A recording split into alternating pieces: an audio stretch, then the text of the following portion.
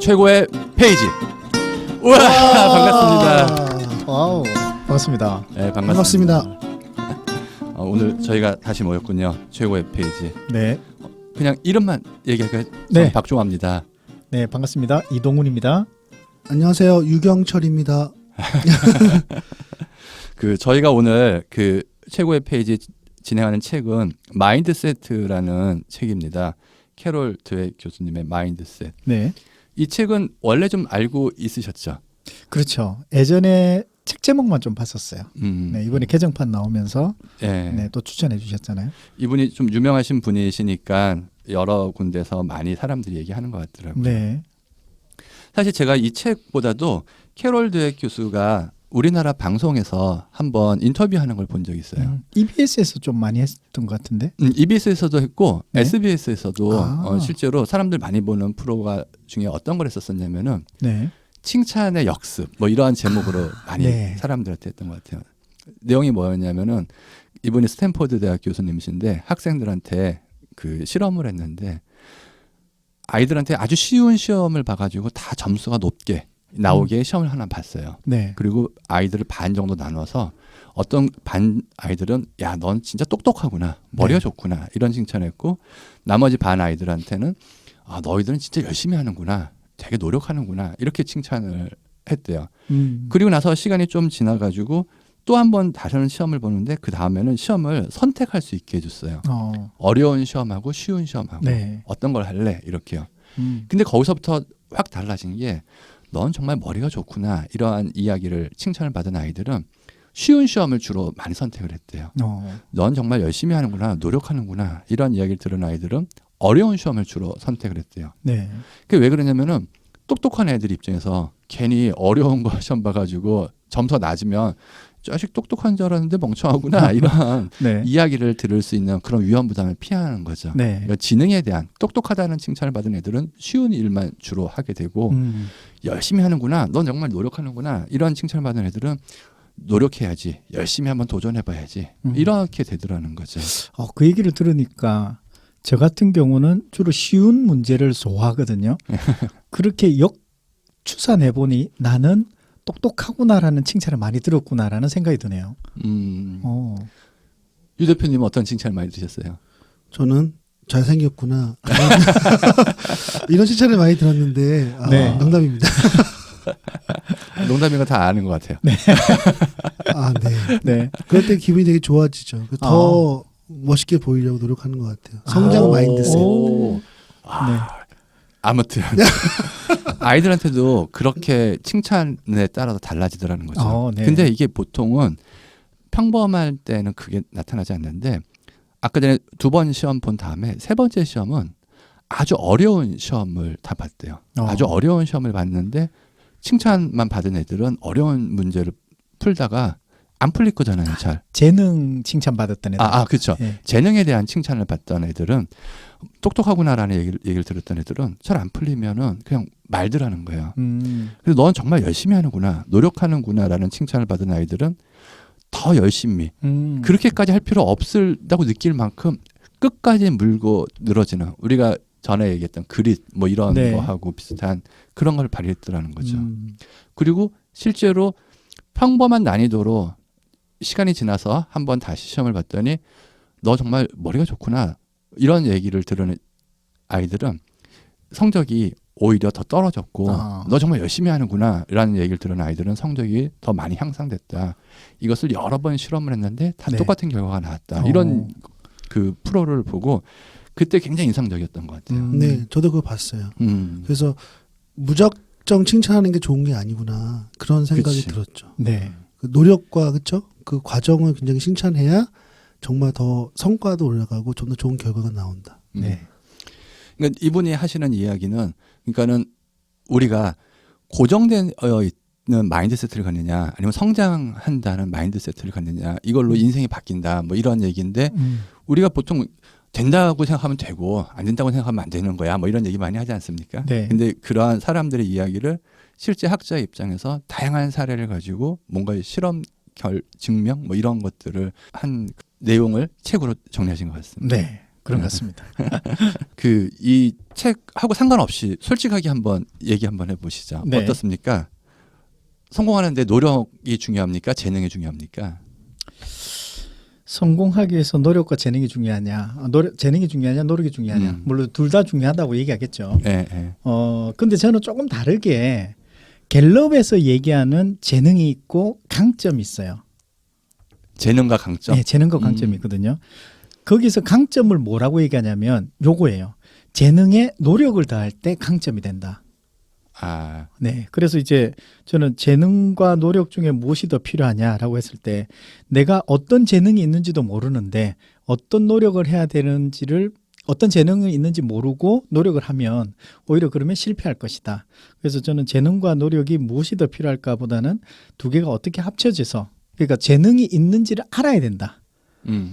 누가 그런 얘기 하잖아요. 에디슨이 얘기했던 90%의 땀과 1%의 영감이 아니라 1%의 영감이 없으면 99%의 땀은 오히려 쓸모가 없다라고 이제 해석하는 사람들처럼 우리가 가지고 있는 재능을 알지 못하는데 우리가 자칫 다른 노력을 한다고 한다면 그것은 우리가 우물에 물이 안 나오는 곳에 그냥 끝까지 파다가 늙어 죽는 것과 같은 것이 아닐까. 그런 의미에서 본다면 재능과 노력 중에 둘 다 선택해라고 한다면 저는 재능 쪽에 좀 선택해보고 싶다. 아, 재능이 더 중요하다. 네. 아니, 그러니까 두 개가 다 있어야 되는데. 다 있어야 되는데. 당연히 재능이 네. 한 개 택해야 된다면 그렇죠. 한 가지 택해야 된다면은 재능 쪽에 택할 더 것이다. 중요하다. 아, 그래요? 네. 아니, 더 중요하다기보다는 재능에서 출발해야 된다 이런 거 아니에요? 출발해야 된다. 뭐 그 재능에서 말이죠. 출발해야 된다. 네, 예. 저는 우선 기본적인 전제에서 네. 재능과 그다음에 노력이 같이 중요한 건 다 똑같이 생각할 것 같아요. 당연히 중요하죠. 네. 어느 하나 사실은 더 뭐 부족함이 있거나 없으면 안 될 것 같고요. 저도 거긴 동의하는데 이제 질문 자체가 뭐가 더 중요하냐 이렇게 얘기했잖아요. 약간 그걸 좀 선택을 해야 된다고 하면 선택할 수 없죠, 사실. 그런데 이제 지금 코치님 얘기한 거는 재능이 굳이 만약에 고르다면 재능이 중요하다. 네. 그러니까 그런 관점은 저도 동의해요. 왜냐하면 우리가 뭐 예를 들어서 긍정심리학의 성격 강점이라든가 얘기했던 뭐 갤럽에서 나오는 뭐 우리 강점 현명 같은 거 보면 실제 개인이 갖고 있는 강점을 발견해서 그것을 노력을 통해서 더 많이 삶에 적용하면 훨씬 더 성과가 많이 난다는 여러 가지 실험 보고서들이 있어요. 그래서 그것을 굉장히 강조하는 우리 교육도 많이 하고 사실 많이 진단을 하고 있는데 저는 거기에 동의를 합니다. 동의하고 그리고 그런 거 좋아하는데 단 재능이라는 것은 우리가 자기가 어린 재능이 있는데 그걸 못 찾는 분도 계시거든요. 맞아요. 그랬을 때 이 재능이 발견 못된 거 이건 내가 원래 잘 못하는 것 같아라고 생각했는데 사실 이 재능인 게 있어요. 그게 그런 어떤 기질적인 재능 아니면 어떤 타고난 재능이라도 그래서 그런 것들이 찾아내는 거 되게 중요하고 그 찾아내서 거기에 노력을 엄청나게 쏟아붓는 게 중요하다고 생각해요.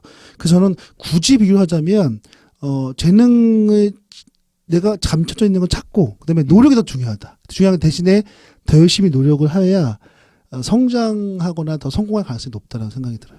근데 재능을 어떻게 발견해요? 재능을 어떻게 발견하냐? 사실 재능을 발견할 수 있는 방법은 사실 어떤 일을 해봤거나 그걸 통해서 내가 어떤 뭔가 성취감을 느끼거나 그런 느낌을 받았거나 뭐 여러 가지가 있겠죠. 그렇죠. 그래서 그런 것들을 뭘 했는데 너무 재미가 있어, 흥미가 있어, 맞아요. 그리고 잘해요. 똑같은 사람이 있는데 그래서 우리가 달리기를 100m 하잖아요. 우리가 초등학교 한다 그러면 어떤 친구들은 연습 안 했는데 달리기 잘하잖아요. 네, 네. 재능이 있잖아요. 그렇죠. 그런 식으로 또 잘하는데 달리기가 재밌어. 그러면 그건 정말 재능이죠.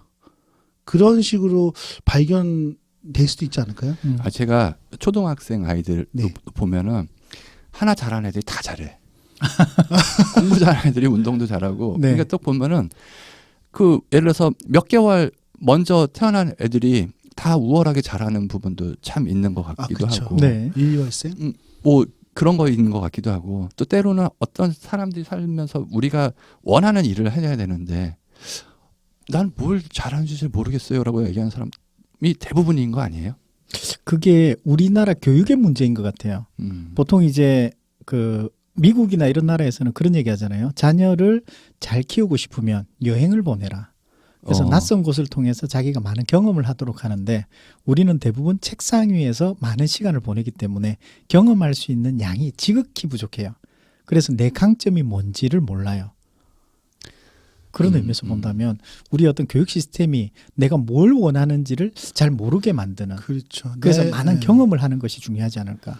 그리고 또 실제로 일반적인 사람들은 특별한 재능이 없는 사람들이 대부분 아니에요? 혹시? 아니, 그렇지 않을 것 같은데요. 그렇지 않아요? 그러니까 재능이라는 게 그래서 뭐 운동이라든가 이런 특정한 게 아니고 뭐 아까 얘기했던 강점으로 볼 수도 있을 것 같아요. 그러니까 내가 잘하는 강점에서 만약에 우리가 보통 그 뭐 긍정심리학에서 얘기하는 강점은 이런 거잖아요. 뭐 나는 친절, 열정, 그렇죠, 친교 이런 강점이 있거든요. 그럼 사람과의 관계가 굉장히 편하고 잘하시는 분이 있고 어떤 분들은 친절하게 잘 대해주는 분도 있고, 그러니까 이런 강점들이 있어요. 그러니까 약간 분야가 다르게 생각할 수 있는데, 그러니까 그런 강점을 살려서 내가 그걸 잘할 수 있는, 적용할 수 있는 그런 것들을 해도 되고, 만약에 우리가 그런 걸 본다면 재능, 어떤 뭐 운동이라든가 그림, 뭐 음악 이런 재능을 본다고 하면 그것은 본인이 하면서 더 찾아낼 수 있겠죠. 내가 악기를 연주했는데 다른 친구보다 훨씬 더 기타를 빨리 쳐. 굉장히 잘 쳐. 아니면 작곡 같은 것도 막 그냥 스스로 막 해. 그러면 그게 발견될 수 있지 않을까요? 그건 재능이 있는 사람이고. 그렇죠. 그렇지 않은 사람은 어떻게 하냐 이것이. 그러니까 다양한 경험을 해야 돼요. 많은 경험을 네, 해봐라. 그래서 아까 얘기했던 것처럼 내가 거기에 재미가 있고 흥미가 있는데 하다 보니까 다른 사람들보다 좀 잘해.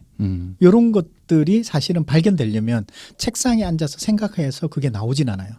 내가 달리기를 잘하는 것은 내가 달리기 잘할 거야 생각한다고 내가 달리기 잘하는 건 아니잖아요.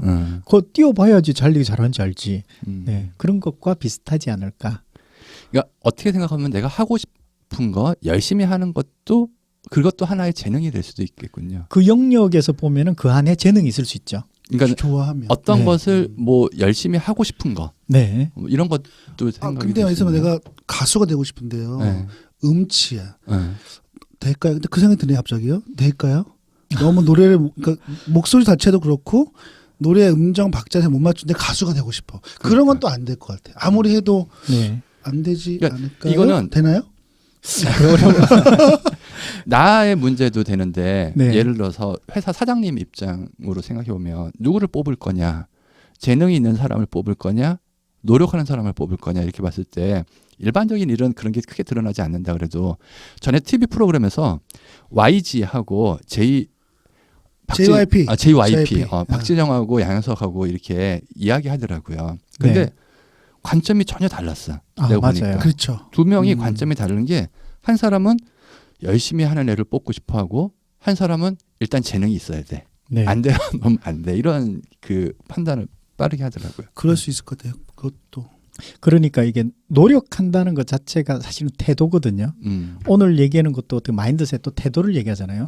그 태도가 자체가 다른 애가 뽑았을 때 뭔가를 하는 것도 보면 훨씬 더 잘하더라는 거죠. 그 일례로 뭐냐면 리니지를 만들었던 회사가 어디예요? NC소프트. 네, NC소프트. NC소프트. 제가 아는 NC소프트에 지금 이제 그게 안 계신데 한 팀장님이 그런 얘기 하시더라고요.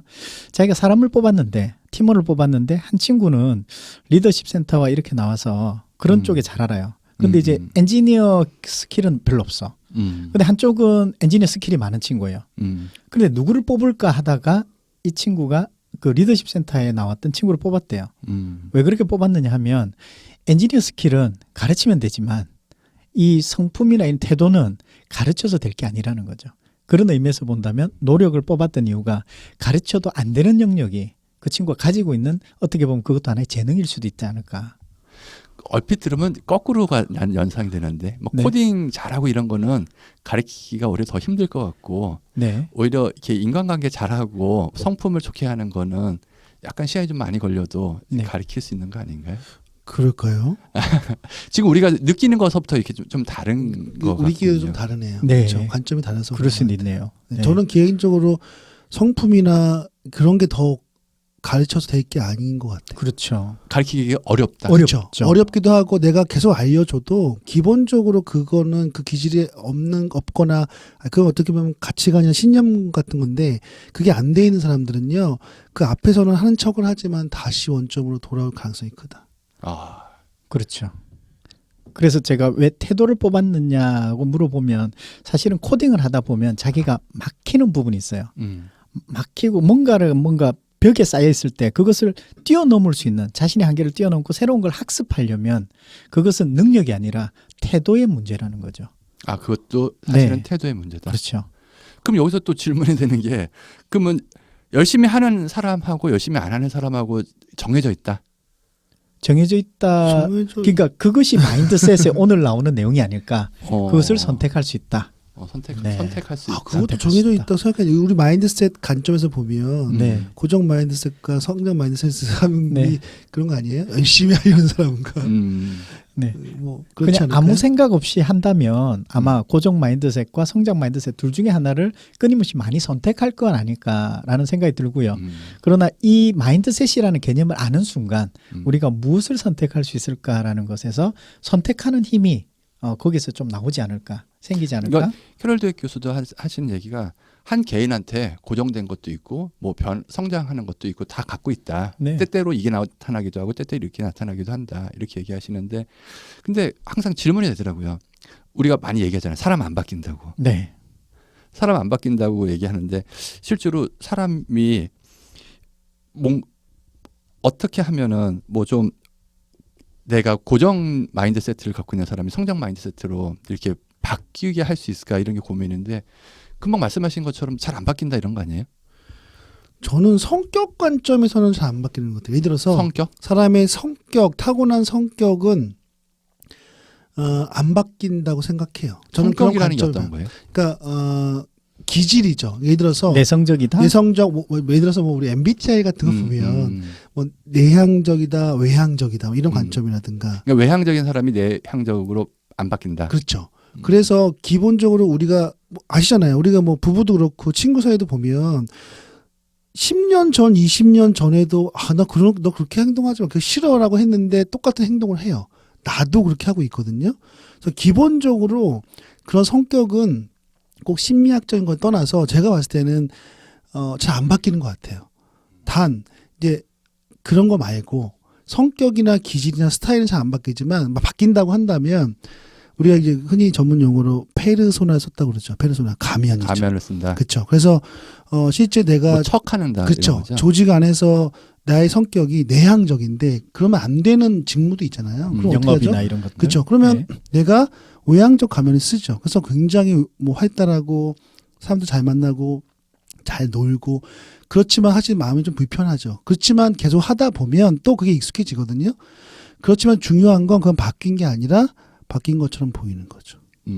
그렇기 때문에 뭐 우리가 갖고 있는 신념이나 가치관은 어렵지만 바뀔 수 있어요. 내가 어떠한 걸 이거라고 믿고 있는 것들 그런 것들은 어떤 특정한 라이프 이벤트, 특정한 어떤 사건이나 아니면 어떠한 계기를 통해서 바뀔 수 있거든요. 그런데 성격은 사실은 바뀐 것처럼 보일 뿐이다. 좀 그런 생각이 들어요. 여기서 우선 변화됐느냐 안 됐느냐를 무엇을 보고 아느냐. 먼저 이것부터 생각해 봐야 될 것 같아요. 변화가 있었다 없었다를 네. 무엇으로 측정하느냐. 그렇죠. 뭘 보면 변화됐느냐. 저 사람이 밥 3끼를 먹다 갑자기 4끼를 먹었으면 그걸 변화라고 얘기하느냐. 아니면은 그 사람이 이제 사람들하고 잘 만날 때 뭐 얘기하지 않다가 갑자기 얘기가 많아졌다는 게 변화냐. 뭐가 변화냐라는 거죠. 그래서 변화라는 부분에서 제가 많은 사람들이 변화, 뭐 성질이 변한다든지 뭔가 변한다고 했을 때 뭐가 변하냐라고 했을 때 아마 이 말이 가장 와닿더라고요. 내가 믿고 있는 것이 바뀔 때. 내가 믿고 있는 것이 바뀔 때. 네, 신념이나 신념이 가치가 변하네요. 바뀔 때 그것이 변화가 아닐까. 변하다. 네, 그래서 그렇다면 언제 신념과 가치가 변할까라는 부분에서 얘기해 볼 수 있을 것 같아요. 그러면 제가 생각했던 게 총 3가지예요. 뭐냐면 사람은 크게 자기가 감당할 수 없는 고통을 당했을 때 한번 고통을 경험하면은 변한다. 그렇죠. 감당할 수 없는 감당할 수 없는? 네, 고통을 당했을 때. 왜냐하면 그 고통을 견뎌내려면 내가 내 자체로 받아들일 수는 없거든요. 그때 내가 변화가 되는 첫 번째 감당할 수 변화가 있을 것 없는 같아요. 고통이라는 게 예를 들어서 어떤 거예요? 감당할 수 없는 고통 뭐 어떤 게 있을까요?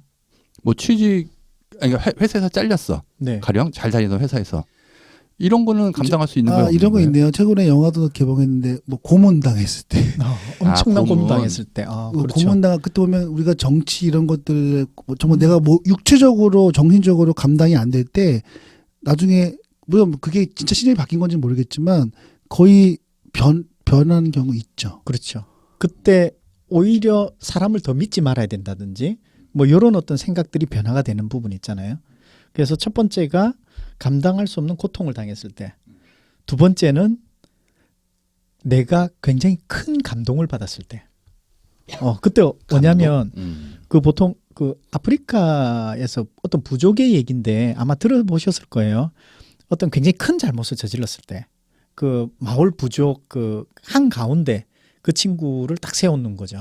세우고 나서 마을 주민들이 모두가 나와서 그 친구가 언제 그 우리를 도와줬고 언제 착한 일을 했었고 언제 너가 이런 부분에서 참 고마웠고 이런 얘기를 한다는 거죠. 그러면은 그 친구가 너무 눈물을 흘리면서 내가 이렇게 잘못했다라고 이제 얘기를 하는 거죠. 그래서 두 번째는 굉장히 큰 감동을 받았을 때. 감동을 받았을 때. 네, 그때 바뀌는 것. 마지막 세 번째는 뭐냐 하면 내가 그 순간에 자각했을 때. 자각했을 때는 자각한다. 네, 자각한다는 건 뭐 두 개 다 포함될 수도 있는데 그건 제 사례를 든다면 제가 원래 그 고등학교 때 이렇게 보통 이제 굉장히 무겁잖아요. 그때는 고3 때 되고 이러면 가방이요? 가방이 굉장히 무겁잖아요. 가방이. 뭐 나는 정신적으로 무거운 걸 얘기하시는 마음의 짐인 줄 알았어요. 마음의 짐도 있지만 네. 그 뭐 7교시, 8교시 이렇게 가방에 다 넣잖아요. 사전도 들어가고 많으면 사전 2개씩 들어가기도 하잖아요. 그렇게 들고 가다 보니까 나도 내 자세가 갑자기 구부정하게 걷고 있는데 난 몰랐어요. 그런데 이제 제 책에도 나오는데 제가 가는 길에 시장으로 가는 길이 있었어요. 시장을 통해서 가는 길에서 우연찮게 이제 쇼윈도를 봤는데 내 모습을 보고 내가 놀랐어요. 왜냐하면 내가 노인처럼 걷고 있더라는 거죠. 우리 일반 노인들 보면 허리 굽고 이렇게 있잖아요. 그 모습이라고 난 전혀 생각을 못했어요. 근데 쇼윈도에 비치는 모습에 내 모습을 보자. 내가 지금 걷고 있는 게 노인처럼 걷고 있네? 굉장히 큰 자각이 있었어요. 그 순간에 내가 펴기 시작했어요. 펴기 시작하고 그렇게 이제 걷기를 한 3개월 이렇게 하다 보니까 조금씩 바뀌기 의식적으로 걷는 걸 생각하신 거죠. 그렇죠. 근데 그 쇼윈도가 나에게 큰 자각을 줬다는 거죠. 정리해 보면은 변화가 뭐라고요? 변화는 사람이 가지고 있는 믿음이 바뀔 때, 신념이 바뀔 때. 그렇다면 그게 뭐냐? 어떤 요소냐? 첫 번째가 굉장히 큰 고통을 당했을 때. 두 번째가 큰 감동을 받았을 때. 마지막 세 번째가 큰 자각을 했을 때. 네. 그 세 가지가 아닐까라고 한번 생각해 봤어요. 저는 여기 변화하니까 제가 생각하기에 아주 똑똑한 사람의 오마요 게니치라는 그 일본 맥키니 컨설턴트 출신이신 분이 계신데 네. 사람이 그래 오늘부터 바뀌어야지 변했어 나는 결심했어 이게 제일 그 쓸모없는 짓을 하는 거예요. 새해 뭐 결심하잖아요. 네. 제일 쓸모없고 세 가지를 바꿔야 한다. 네. 장소를 바꾸고 만나는 사람을 바꾸고 자신의 시간을 바꿔야 한다. 이렇게 얘기를 하는데 그때 되게 공감이 되더라고요. 네. 그러니까 사는 곳 또는 뭐 자기가 주로 활동하는 장소를 한번 바꿔봐라. 네. 그리고 만나는 사람을 바꿔봐라. 그리고 실제로 시간 쓰는 라이프 스타일 시간을 바꿔라. 네. 이렇게 하면은 실제 사람이 바뀌지. 그래 결심했어. 난 새해 이렇게 해야지. 이렇게 안 바뀐다라는 거예요. 그것도 굉장히 합리적인 저는 좋은 방법이 생각하고. 근데 신념은 기본적으로 우리 말씀 주셨지만 쉽게 바뀌지는 않는 것 같아요. 그러니까 우리가 삶의 라이프 이벤트라고 하는데 예를 들어서 뭐 정말 부모님한테 잘못했거나 맨날 속만 썩인 사람이 갑자기 어머니가 어떤 자기 때문에 뭐 사고로 죽었을 때 내가 이제 정말 제대로 살아야겠구나 이런 거 있잖아요. 뭔가 정말 결정적인 극단적인 것들이 일어날 때 많이 일어나는 것 같기도 하고요. 또 그냥 일상적인 삶에서도 내가 살을 빼야 되는데 살 못 빼잖아요.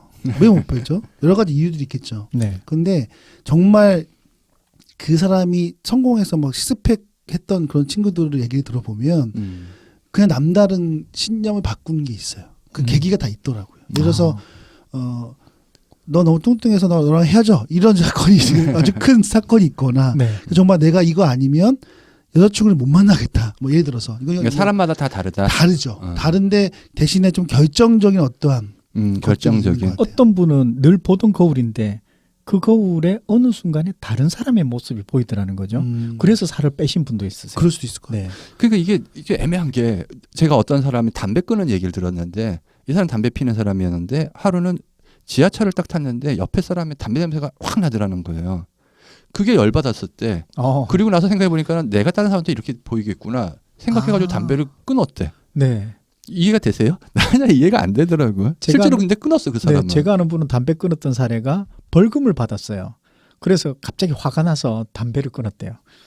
그러니까 이런 게 좀 사실은 잘 이해가 안 되는 그런 네. 건 좀 약간 다른 것 같아요. 네. 신념하고는 다르고 네. 아무튼 우리가 좀 너무 큰 변화를 생각하면 좀 이야기가 너무 많아지니까 네. 요 책에서 얘기하는 것처럼 네. 고정 마인드세트를 갖는 사람이 성장 마인드세트로 바뀔 수 있는가 없는가만 한번 개인적인 의견을 한번 줘보시죠.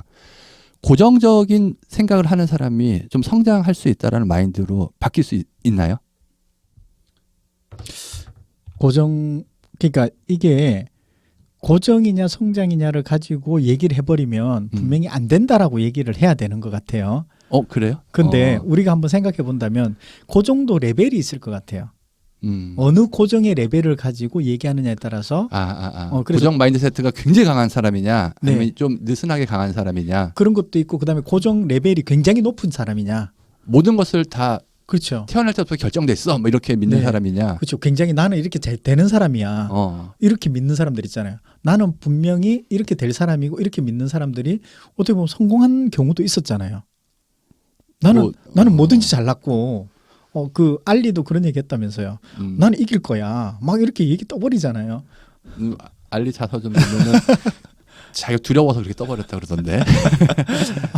아무튼 네. 그런데 저는 이 책을 쭉 보시면 만약에 고정 마인드셋을 가진 사람이 성장 마인드셋으로 갈 수 없다면 이 책은 나올 수 없을 것 같아요. 맞아요. 왜냐하면 결국 이 책의 결론은 뭐냐면 우리가 성장 마인드셋을 가져야 된다는 거잖아요. 그렇기 때문에 지금까지 고정 마인드셋으로 생활했던 모든 사람들이 보면서 느낄 수 있겠죠. 그럼 성장 마인드셋으로 가겠죠. 저는 그래서 긍정적인 방향에서 충분히 바뀔 수 있다. 단 고정 마인드셋을 제가 주변에서도 보게 되면 실제 이렇게 성장 마인드셋이 좋다는 걸 그러니까 알면서도 스스로 바꾸지 못한 사람은 많다. 아까 성격처럼 실제 그쪽으로 가려면 굉장한 개인적인 노력과 변화에 대한 시도가 필요하다. 그렇지만 모두 갈 수 있지는 않다. 그런 생각이 들어요. 근데 아무튼 이분의 말씀하시는 것처럼 상황에 대해서 마인드세트라는 게 고정 마인드세트가 있고 성장 마인드세트가 있다라는 걸 이해하는 것 자체로 내가 변화할 가능성이 높다. 뭐 이런 것들을 한번 그렇죠. 같이 해봤으면 좋겠습니다. 네. 이제 본론으로 들어서 최고의 페이지를 한번 각자 하나씩 해주시죠. 우리 이동훈 코치님서부터 한번. 저부터요? 예. 네. 저는 페이지가 341페이지고요. 네. 341페이지. 거의 뒷부분인데 성장 마인드셋에 대한 내용이 많이 나오는데 뒤쪽에는 성장 마인드셋에 이르는 방법에 대해서 나와 있어요. 그중에 마지막 네 번째인 교육과 동행이라는 부분에 한 구절을 잠깐 한번 읽어드리도록 하겠습니다. 당신이 고난에 빠졌을 때도 페르소나가 나타날 가능성이 아주 높지요. 억지로 누르거나 막지 말고 그게 춤을 추든 노래를 부르든 자기 할 일을 하도록 놔두세요. 그러다가 좀 잠잠해지는 것 같으면 이 고난으로부터 무엇을 배워 앞으로 전진할 건지 당신의 계획을 설명해 주세요. 좋아. 내가 이걸 잘하지 못할 수도 있지만 다음에 뭘 해야 할지 알겠어. 그러니 그냥 한번 해보자고. 당신의 고정 마인드셋 페르소나가 탄생한 이유는 당신을 안전하게 보호하기 위함이라는 걸 기억하세요. 다만 그 방법이 매우 제한적일 뿐입니다. 그러니 새로운 성장 마인드셋 방식으로 교육시켜서 당신을 지원할 수 있게 해주세요. 자, 여기 이제 페르소나라는 것이 나오는데 제가 페르소나가 무슨 뜻인지 한번 찾아봤어요. 네. 찾아보니 연극 배우, 연극을 할 때 우리 보통 가면을 쓴다고 하잖아요. 이 가면을 쓰는 그 가면을 일컬어서 그리고 그것이 점차 인생이라는 연극의 배우인 인간 개인을 가리키는 말로 쓰이게 됐대요. 그러면서 이제 페르소나를 좀 다른 말로 한다면 다른 사람의 눈에 비치는 그 실제 내 성격과는 다른 나의 어떤 모습. 그러니까 제가 좀 보여주고 싶은 어떤 가면, 사회적으로 쓰여오는 가면, 뭐 이런 것이 페르소나라는 뜻이라는 거죠. 제가 이제 이 부분을 보면서 우리에게는 다 페르소나가 있다. 그런데 가면을 못 쓰는 사람은 정신병자예요. 아하. 그런 얘기가 있어요. 우리가 그 가면을 그때 상황에 잘 쓸 수 있도록 하는 것. 그리고 이제 제가 여기서 페르소나가 탄생한 이유는 당신을 안전하게 보호하기 위함이라는 걸 기억하세요. 이것과 관련해서 제가 한번 경험이 있었어요. 한 번은 이제 제가 코칭 교육을 받는데 그때 이제 한 분이 오셔가지고 이제 코칭 교육을 하시는데 그분이 하시는 과정 중에서 이런 게 있었어요. 당신의 페르소나가 무엇을 얘기하는지 들으세요. 이러더라고요. 내가 그때 페르소나가 했던 얘기가 나는 운동도 하기 싫고요. 나 이제 편하게 하고 싶은데 뭐 이런 얘기를 하더라고요. 페르소나가. 그래서 내가 그 얘기를 해줬어요. 그 얘기를 해주니까 이제 그분이 하시는 말씀이 뭐냐면 자 당신은 다시 페르소나가 한번 돼봅니다. 이러더라고요. 제 역할이 갑자기 페르소나가 됐어요. 당신이 왜 그 얘기를 했는지를 알려주세요 하는데 내가 지금 귀찮고 힘들고 이런 얘기를 왜 했냐면 내가 너를 지금 힘들잖아. 내가 쉬게 하려고 내가 이런 얘기하는 거야. 라고 내 입에서 그 얘기가 나오더라고요. 그러면서 페르소나가 나를 안전하게 보호하기 위한 거라는 것을 기억하세요라는 부분이 그때 제가 확 와닿았어요. 그래서 제가 이 문장이 저에게는 최고의 페이지입니다. 네. 페르소나. 네. 페르소나는 일반적으로 다른 사람한테 보이기 위해서 쓰는 건가요? 그렇죠. 그렇죠. 그렇죠. 그 사람에 맞게 내가 어떻게 보면 그래서 맞춰서 가면을 쓰는 거죠. 내 원래 모습이 아닌데. 일반적으로 보면 좋은 모습으로 많이 쓰지 않나요? 그렇겠죠. 그렇죠. 네. 특별한 상황이 아니면. 그렇죠. 네. 근데 아까 전에 뭐 쉬고 싶어 이런 거는 가면을 쓰는 거예요, 그게? 그러니까 내 안에 네. 그런 욕구들이죠. 네. 그것을 여기서는 페르소나라고 했는데 거기서는 에고라는 얘기를 썼어요. 에고. 네. 내 안에 그런 어떤 내가 욕구가 있는 어떤 덩어리. 네, 그 에고의 입장이 되어서 얘기를 해보세요 했을 때 그때 제가 그 얘기를 했었어요. 그러니까 너를 편안하게 하고 싶어서. 그래서 이게 페르소나라고 얘기 나오는 것이 안전을 보호하기 위함이라는 것을 얘기했던 것처럼 그때 그 에고의 역할이 되었을 때 내가 했던 역할이 사실은 페르소나하고 똑같은 역할이 아닐까라고 생각이 들어서 제가 이렇게 말씀드렸어요. 그러니까 우리가 보통 자기하고 진짜 좀 다른 뭔가 척을 하는 거를 페르소나라고 생각하면 되는 건가요? 그렇죠. 네. 쉽게 얘기하면 그렇게 되겠죠. 뭐 하는 척 하는 네, 이렇게 가면을 보여주고 쓴다. 싶은. 가면을 쓰는 가면을 거니까. 그러니까 이런 경우 있잖아요. 제가 옛날 아는 후배가 있었는데 그 후배는 회사에 와서 되게 얌전해요. 그래서 일만 열심히 하고요. 뭐 그냥 사람들과 대화도 별로 안 해요. 네. 되게 충실하고 조용하고 차분하고 그리고 그냥 되게 옷도 굉장히 되게 되게 얌전하게 입고. 네. 여자 후배였어. 그렇죠. 그게 맞아요. 아, 그래서 굉장히 되게 얌전하고 조용하고 뭐 지적이고 이렇게 생각했거든요. 네. 그런데 주말에 홍대에서 나이트클럽에서 만났어. 클럽에서 정말 미니스커트에 화장 진하게 하고 굉장히 발랄한 모습으로 친구들하고 춤추면서 노는 걸 봤거든요. 네. 그래서 제가 나중에 그 친구한테 차를 마시면서 물어봤어요. 네. 같이 봤다. 되게 다르더라. 근데 그 친구가 하는 말이 그랬어요. 사실 저는 원래 이렇게 놀고 같이 어울리고 사람과 대화하고 이런 게 너무 좋대요. 그런데 회사에서는 조직 분위기가 그리고 내가 어떻게 해야 그 위에 상사한테 인정받아야 되는 걸 알기 때문에 거기에 맞춰서 생활하는 거예요. 그게 페르소나인 거예요. 역할 연극을 하는 거구나. 그렇죠. 근데 사실은 회사에서는 굉장히 본인이 원하지 않는 모습이잖아요. 힘들어요, 사실. 그게 지속되면 어렵지 않아요? 그러니까는 아니, 지속되면 어. 익숙해져서 괜찮아요. 지속되면 오히려. 더 괜찮아요. 왜냐하면 적응되잖아요. 우리가 모든 게 적응이 되기 때문에 그냥 익숙해져서 편하게 될 수 있어요. 그래도 내가 원하는 모습을 갖는 시간이 길어야지. 뭔가 이렇게 척하는 역할 연기를 하는 시간이 길면은 좀 어렵지 않는 거예요. 그래서 그거잖아요. 여성들이 화장을 하게 되면 네. 처음엔 어색하잖아요. 음. 근데 나중에는 화장한 모습이 내 모습이잖아요. 맞아요. 안 하면 더 어색해. 그렇게 더 어색하고. 그런데 여기서 중요한 것은 내가 화장을 했으면 반드시 지워야 되죠. 근데 지우지 않고 있으면 페르소나가 나라는 생각을 가지고 살아가 버릴 수도 있다는 거죠. 그러면 안 돼요. 예, 힘들어요. 그러면 그 여자 정신적으로. 후배는 홍대에서 나이트클럽에서 춤추는 게 야한 게 믿고 춤추는 게 화장을 지우는 듯한 그런 역할. 그래서 자기의 본래의 민낯을 보여주는 거죠. 그게 좋으니까. 사실 근데 기본적으로 사람은 타고난 자기의 기질이나 성격대로 사는 게 훨씬 더 행복하거든요. 그렇기 때문에 내가 화장을 하고 있어도 지웠을 때 내 모습을 알고 있어야 돼요. 근데 만약에 모른다. 그 잊어버리고 계속 화장한 걸 알고 있으면 정신적으로 문제가 생길 수 있어요.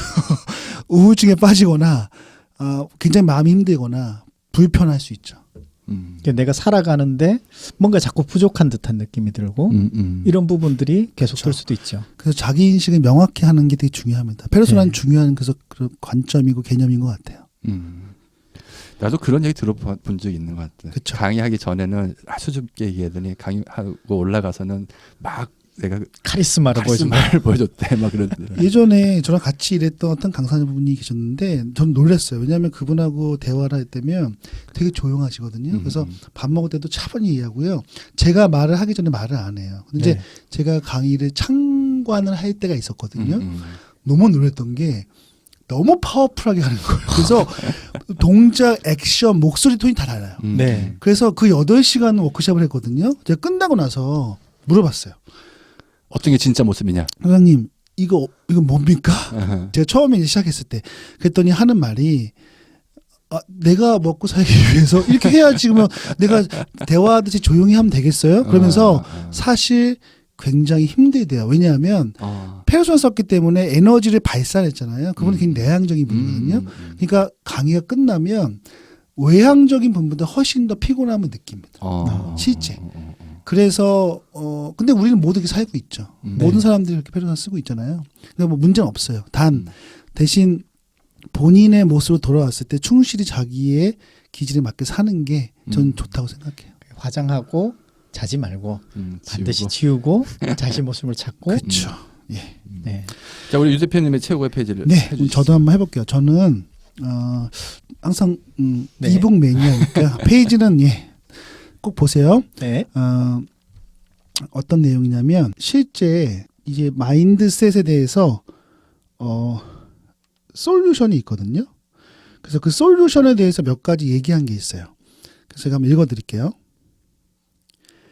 당신의 영웅을 떠올려 보세요.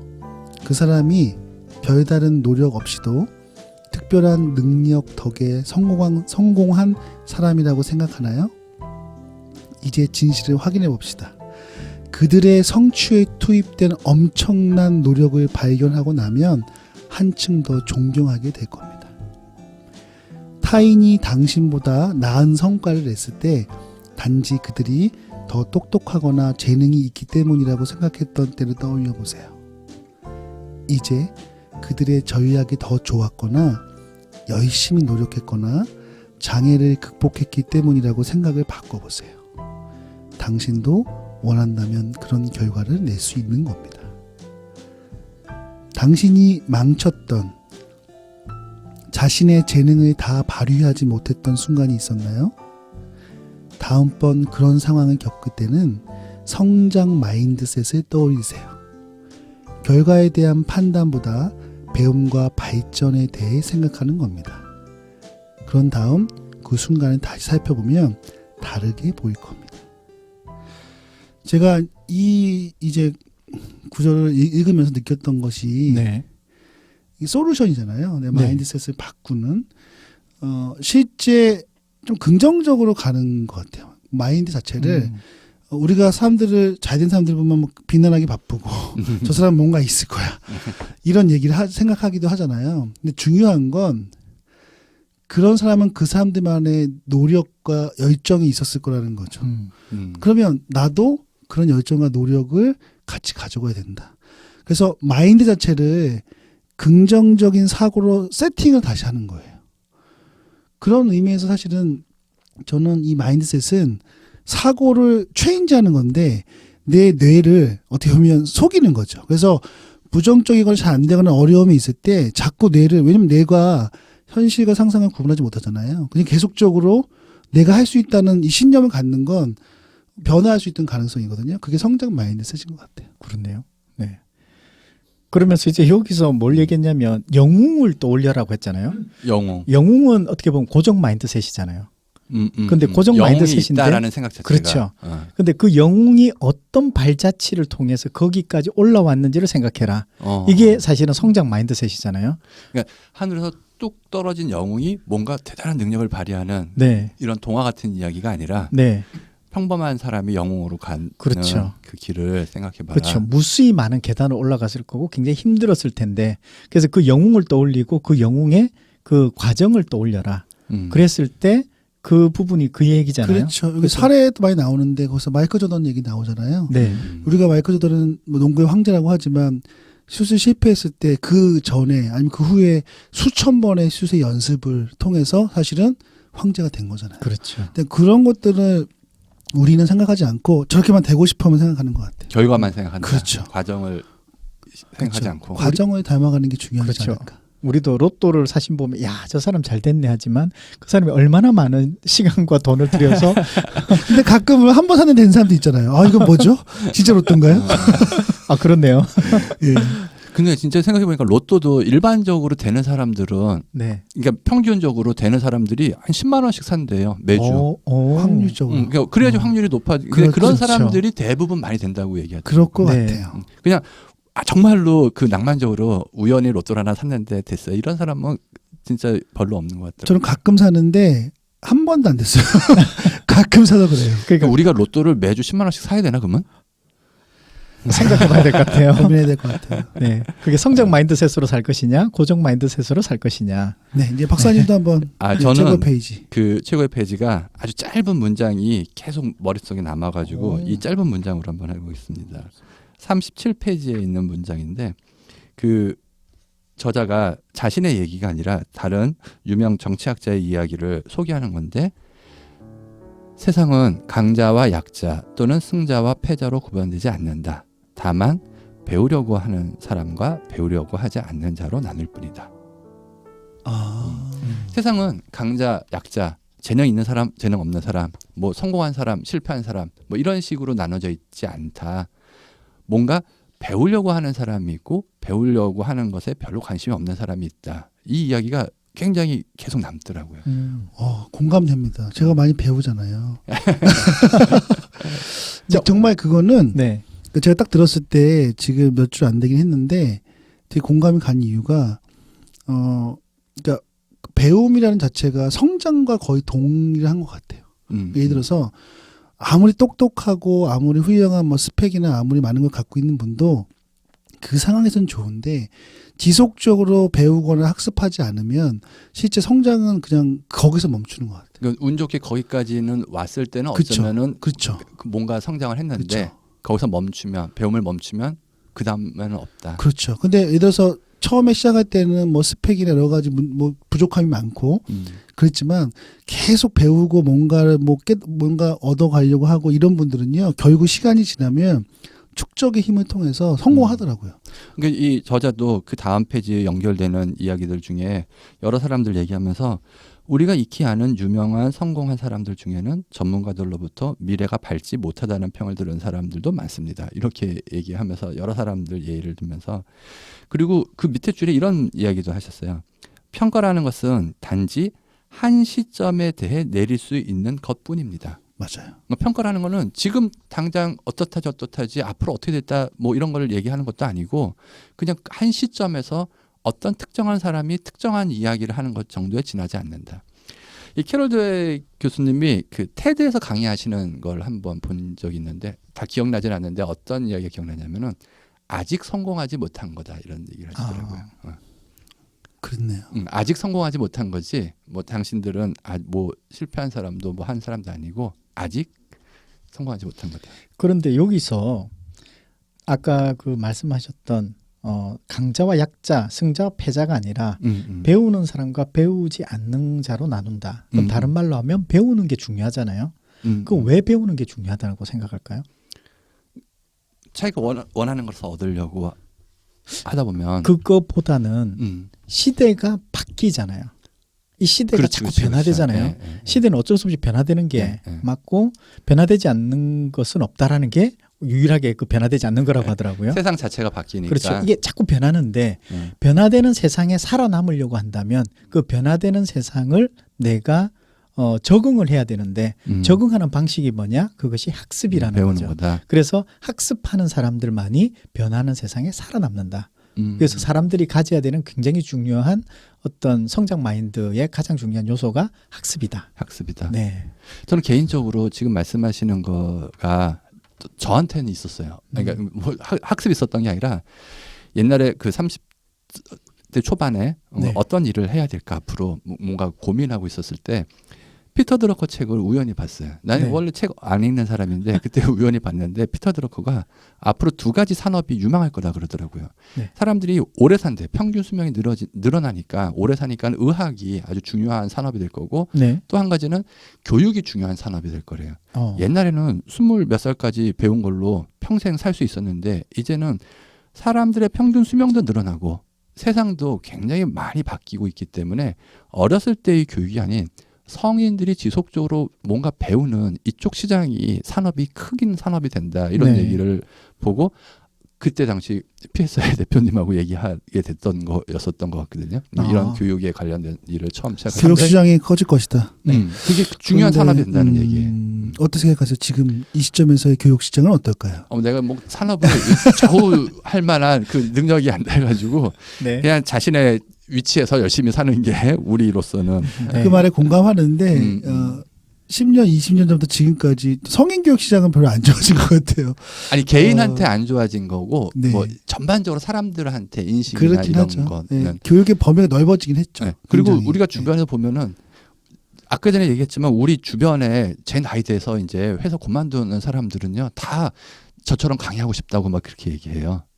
많은 사람들이 인식 자체가 옛날에는 어떤 거 했냐면은 중국에서 콜센터를 한번 운영할까 뭐 이런 얘기했던 사람들이 이제는 그런 생각보다도 1인 기업 너처럼 강의하려면 어떻게 하면 되는 거야? 뭐 왜 그런 것 같아요? 사실 잘 모르겠어요. 뭐 여러 가지가 있겠지만 그냥 저는 사람들이 요즘에 뭐 매체를 통해서 많이 보여지는 것도 있고 그다음 굉장히 좀 좋아 보이고 두 번째는 진입 장벽이 낮잖아요. 뭐 우선 뭐 돈이 안 되고 맞아요. 뭐 장비도 없고 그냥 내 몸만 있으면 되니까 내가 어떤 컨텐츠나 지식만 있으면 사실 언제든지 할 수 있는 거고 또 실패해도 손실이 없잖아요. 그냥 시간과 뭐 그런 거밖에 없으니까 그래서 다 하고 싶은 거 아닐까요? 그래서 사람들이 늘어나잖아요. 하고 싶어하는 사람들이 너무 늘어나죠. 그래서 성장이 안 되는 것 같아요. 오히려 사람은 많았지만 수요와 공급이 안 맞기 때문에 수요가 많아지기 때문에 공급하는 입장에서는 오히려 더 그래서 뭐 우리 흔히 얘기하는 강사료 같은 것도 깎고 그렇죠. 그래서 20년째 오르지 않았다는 이런 건 네. 아닌가. 아무튼 중요한 것은 이제 뭔가 사람들 앞에서 뭔가 새로운 지식을 좀 얘기하고 싶은 그런 사람들이 이제 직장을 나오면서 좀 많아졌다라는 게 그냥 그러니까, 경험하고 있다라는 얘기죠. 네, 학습에 대해서 많은 것들이 지금 더 커져가는 학습 시장 이런 네. 것들이 성인 입장에서 보면 큰다 이런 거죠. 네. 저는 사실 이 마인드세트에 대해서도 개인적으로 또 한 가지 기억이 남는 게 뭔가 도전을 하는 사람이 있고 도전을 하지 않는 사람이 있다 그러면 어떤 사람이 도전을 하는가 성장 마인드세트가 있는 사람이 도전한다 이런 네, 얘기가 그렇죠. 굉장히 또 와닿았어요. 배우려고 하는 사람, 도전하려고 하는 사람, 뭔가 용기와 희망을 갖는 사람 이 모든 게 실제로 고정 마인드세트, 성장 마인드세트 이 두 가지로 한번 봤을 때 나 자신을 한쪽 방향으로 옮기는 이런 데서 만들어진다. 그래서 우리는 모두 성장 마인드셋으로 갖도록 노력을 해야겠다. 그렇죠? 그러니까요. 그런 거죠. 네. 네. 잘 이해하고 그것에 대해서 가져보자 마인드를. 그렇죠. 그 구체적인 방법이 제일 끝 페이지에 이렇게 잘 정리된 것 같아요. 아무튼 원하시는 분들은 구체적으로 한번 쭉 읽어보시고 잘 이해하시고 한번 본인한테도 한번 적용해 보시고. 예, 그럼 네. 도움이 되실 것 같아요. 자, 오늘 책 이야기는 이만큼 하겠습니다. 뭐 오늘 책 이 마인드세트 느낌 어떠십니까? 책이 첫 부분에는 신선했는데 음, 중간 부분에 반복돼요. 그러니까 사례를 가지고 계속 반복돼서 굉장히 이제 빨리 넘겨지고 싶더라고요. 이렇게 이거 대충 봤어요. 대충. 가운데는 빨리 넘겼고요. 마지막 페이지 344페이지에 마인드셋의 전체 내용이 정리돼 있어요. 그게 가장 핵심이라는 것. 네. 예, 저도 사실 이 책이 좀 두껍잖아요. 그런데 이거 그냥 좀 심플하게 사례 좀 빼고 심플하게 썼으면 어떨까. 결론은 사실은 명확한데 그거를 굉장히 이제 심리학자다 보니까 여러 가지 사례나 연구한 것들 다 넣다 보니까 그게 두꺼워진 것 같은 느낌이 들었어요. 그래서 이 결론을 한 주제를 가지고 너무 길게 논문을 쓰지 않았나라는 아쉬움이 있었고요. 그립도 비슷하지 않을까 싶어요. 그렇대요. 그런 것 같아요. 그러니까 보통 심리학자들은 대부분 자기 연구한 그런 결과를 다 넣고 싶어 하는 것 같아요. 그래서 뭐 그런 건 그렇지만 결과적으로 메시지는 확실히 준 것 같아요. 저 성장 마인드셋이 왜 중요한지를 명확하게 임팩트 줬기 때문에 뭐 그런 관점은 좋았던 것 같습니다. 네. 그러니까요. 우리가 그런 반복하는 게 또 나름대로 좋은 부분도 있으니까 그렇죠. 네. 뭐 그렇게 한번 성장 마인드세트를 가져보는 갖도록 걸로 합시다 우리. 하시죠. 네. 자, 우리가 다음번 책은 어떤 책입니까? 다음번 책을 제가 소개해드려야 되죠. 우선 다음번 책은 옵션 B라는 책이에요. 옵션 B. 예, 이 부제가 역경에 맞서고 회복 탄력성을 키우며 삶의 기쁨을 찾는 법. 저자는 누군가요? 저자가 진짜 유명한 분이잖아요. 이분은 그 페이스북 최고 운영 책임자인 쉐릴 샌드버그. 샌드버그. 예, 여성 리더로서는 가장 영향력이 지금 큰 분이거든요. 뭐 이분 남편이 갑자기 런닝머신 하다가 돌아가신 분이죠. 맞아요, 죽었어요. 사실 이 책은요, 이 샌드버그가 회복 태역선 나오잖아요. 본인 남편이 죽고 그것을 이겨내는 어떤 과정들을 애덤 그런트 여러분 아시죠? 네. 와튼 스쿨 최연소 송신 교수 기브앤테이크 이런 책 썼던 그분하고 같이 썼어요. 그래서 두 분이 원래 굉장히 친했대요. 원래부터 남편 죽기 전부터 서로 정신적인 교감을 하고 통찰하는 그런 사이였는데 남편이 샌드버그의 남편이 샌드버그의 남편이 죽고 사실은 서로 위로를 하는 그런 차원에서 이것을 좀 책으로 남기면 어떨까. 이 두 사람이 공존인데 한 사람은 실제 현업에서 굉장히 능력을 발휘한 사람, 그렇죠. 한 사람은 학문적인 백그라운드가 가장 그쵸. 높은 사람. 되게 좋은 책일 것 같은데요. 예, 우선 뭐 이 작가들 두 분의 프로필만 봐도 엄청나기 때문에 기본적으로 좀 믿고 읽을 만한 책이라고 생각해서 선정했거든요. 제가 이제 좀 읽었는데 굉장히 영감을 줘요. 그래서 훌륭한 리더들은 이 역경을 어떻게 극복할 수 있는가에 대해서 한번 경험해보고 싶으시면 읽으면 좋을 것 같아서 저희가 다음 책을 선정했습니다. 이 마인드세트도 그렇고 실제로 사람이 뭔가 어렵고 힘든 일이 닥쳤을 때 그 어떻게 대응하느냐, 어떻게 반응하느냐가 그 사람의 많은 것들을 만드는 것 같거든요. 네. 그렇죠. 자, 우리가 오늘 즐거운 녹음을 이제 마쳤습니다. 사실 우리가 오늘은 12월 30일, 오늘은 2017년입니다. 그렇지만 이게 방송에 나갈 때는 2018년일 거거든요. 2018년에 좋은 꿈 꾸고 계십니까? 새해 계획을 얘기하는 건가요? 뭐 특별한 구체적인 계획은 아니더라도 뭐 좋은 뭐 덕담이나 숫자로 한번 개인적인- 얘기해 보면 어떨까 싶어요. 숫자요? 숫자로. 한번 숫자? 어떻게? 저는 숫자 2. 먼저 얘기하세요. 2? 네, 숫자 2. 네. 숫자 2는 뭐냐면 책 2권이 올해 목표예요. 내년 그러니까 2018년 내년 목표? 책 2권을 네. 발행하시는 거. 네. 그리고 매출이 20억? 오, 20억? 20억 된대요. 네. 네. 저는 뭐 숫자로는 저는 생각 못했고요. 저도 새로 시작하는 것들이 있어서 뭐 이제 박사 공부하는 그렇지, 것도 박사 있고 과정.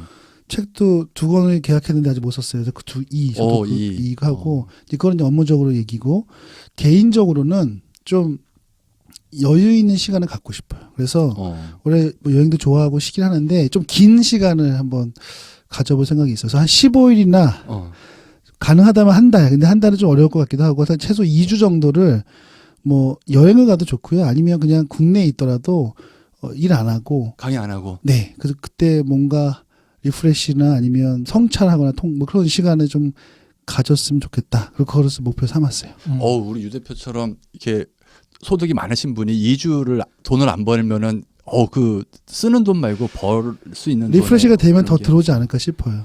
우리가 더 큰 돈을 뭔가 하나 포기하면 또 그만큼 뭔가 들어오더라고요. 네. 그 가치가. 책이 많이 팔려서 인세로 들어오면 어떨까요? 바램. 네.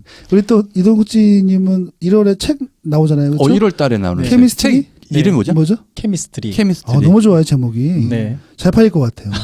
최소한 10세 이상은 네. 나가지 않을까? 10세? 항상 그런 얘기했는데 10세까지 나간 책은 못 본 것 같아요. 네, 어쨌든 네. 축하드립니다. 네. 축하드립니다. 저도 2018년에 그냥 생각해보니까 별로 열심히 안 사는 것 같아가지고 열심히 사는 거를 어떻게? 그러니까는 뭐든지 충실되게 열심히 한번 살아. 너무 막연한데요. 네. 알겠습니다. 충실되게. 열심히 우리 살도록 하죠. 네. 자 2018년입니다. 이제 새해 복 많이 받으세요. 감사합니다. 감사합니다. 감사합니다. 많이 받으세요.